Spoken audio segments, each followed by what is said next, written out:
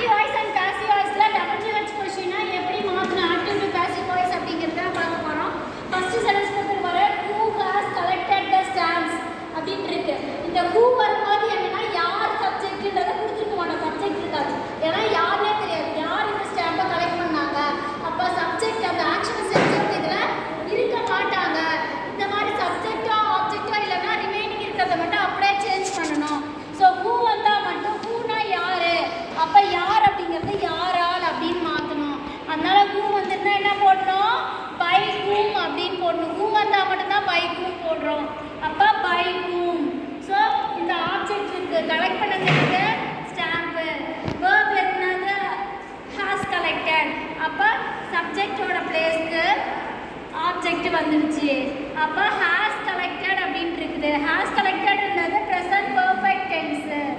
So அதனால என்ன பண்ணுறோம், been அப்படிங்கிற பி வேர்ப் ஆட் பண்ணுறோம். அப்போ ஸ்டாம்புங்கிறது சிங்குலர், has அப்படியே போட்டுக்கிறோம். been அப்படிங்கிற பி வேர்ப் ஆட் பண்ணியாச்சு. மெயின் வேர்பை எப்போவுமே வேர்ப் தேர்ட் ஃபார்முக்கு எழுதிட்டோம். இந்த சப்ஜெக்ட் இல்லை அதனால அப்படியே கொஷின் மார்க் போட்டோம். ஸோ அப்போ by whom the stamp has been collected. அவ்வளோதான் இதோட பாசிவ் ஃபார்மு. நெக்ஸ்ட் சென்டென்ஸ் பாருங்க, how did you write the novel அப்படின்னு இருக்கு. ஸோ இப்போ how அப்படின்றது கொஷின் வேர்டு பாருங்க. did you write, you அப்படின்னா என்ன சப்ஜெக்ட், யூங்கிறது சப்ஜெக்ட். நீ எப்படி எழுதுனா, அப்போ எழுதுனவங்க ஆக்ஷன் செஞ்சவங்களோட பேர் இங்கே இருக்கு. அப்போ யூ அப்போ சப்ஜெக்ட், did write அப்படிங்கிறது வேர்பு, நாவல் அப்படிங்கிறது ஆப்ஜெக்ட். இப்போ ஆப்ஜெக்ட் சப்ஜெக்டோட பிளேஸ்க்கு, சப்ஜெக்ட் ஆப்ஜெக்டோட பிளேஸ்க்கு மாற்றணும். how அப்படியே எடுத்து போட்டிருக்கோம். இங்கே இந்த யூவை ஹைட் பண்ணி பார்த்தீங்கன்னா did write அப்படின்னா என்ன அர்த்தம், இது ரோடுன்னு அர்த்தம். அதனால தான் did ப்ளஸ் வேர்ப் கொண்டு மாற்றிருக்காங்க. அப்போ சிம்பிள் பாஸ்ட் டென்ஸில் இருந்ததுன்னா பி வேர்பு என்ன போடணும், இந்த நாவலை எடுத்து எழுதிட்டோம் சப்ஜெக்டோட பிளேஸில். அப்போ ஆப்ஜெக்ட் நாவலுங்கிறது சிங்குலர் அதனால வாஸ். அப்போ பாஸ்டாக இருந்தால் என்ன போடணும், வாஸ் இல்லை வேர் அப்படிங்கிற பி வேர்பு போடணும் சிம்பிள் பாஸ்ட் டென்ஸ்க்கு. இப்போ நாவல் சிங்குலர் அதனால வாஸ் அப்படிங்கிற பி வேர்ப் ஆட் பண்ணியிருக்கோம். அப்போ வாஸ் த நாவல். மெயின் வேர்போட வேர்பு தேர்ட் ஃபார்ம் எழுதணும் அடுத்தது. அப்போ ரைட் ரோட் ரிட்டன் வேர்ப் 3 போட்டாச்சு. பை அப்படிங்கிற ப்ரிப்போஷன் ஆட் பண்ணியாச்சு. அடுத்தது இந்த சப்ஜெக்ட் எண்டில் வந்துடுச்சு, அவ்வளோதான்.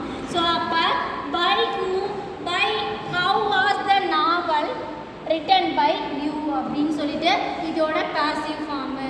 ஓகேவா? அடுத்தது நெக்ஸ்ட் சென்டென்ஸ் பாருங்க, why does she punish you அப்படின்னு வருது. why does she punish you அப்படின்னு வரும்போது why ஏன் எவ்வளோ பனிஷ் பண்ணாங்க. she அப்படின்னா என்ன சப்ஜெக்ட், யாரை பனிஷ் பண்ணால் ஒன்று. அப்போ ஆப்ஜெக்டும் இருக்குது சப்ஜெக்டும் இருக்குது. அப்போ இதை ஹைட் பண்ணி பார்த்தா அப்படின்னா இதுக்கு என்ன அர்த்தம், பனிஷர்ஸ் அப்படின்னு அர்த்தம். அப்போ இது சிம்பிள் ப்ரெசண்ட்டில் இருக்குது. அப்போ ஒய் அப்படியே எடுத்து எழுதியாச்சு.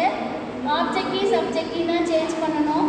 ஷீ இருக்க இடத்துல யூ மாற்றியாச்சு. இப்போ யூ இருக்கனால பி வேர்பு ஆர் ஈஸ் இல்லை ஆர் போடணும். யூ இருக்கனால இங்கே என்ன போடணும், ஆர் அப்படிங்கிற பி வேர்பை ஆட் பண்ணியாச்சு.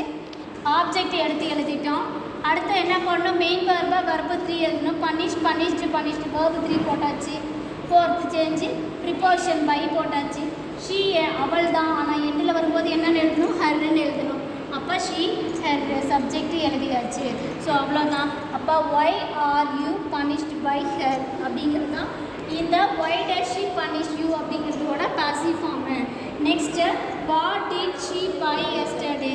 இப்போ டிட் வாட் வரும்போது ஆப்ஜெக்ட் என்னன்றது கொடுத்துருக்க மாட்டாங்க.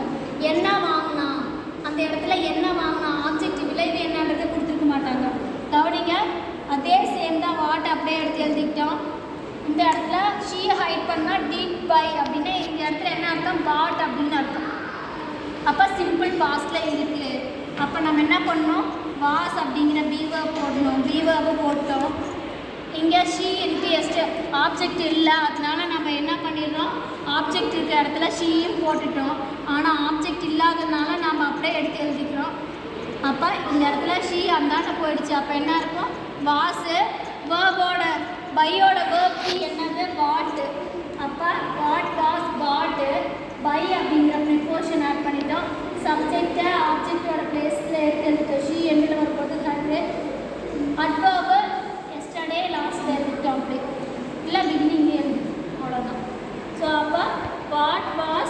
by her yesterday.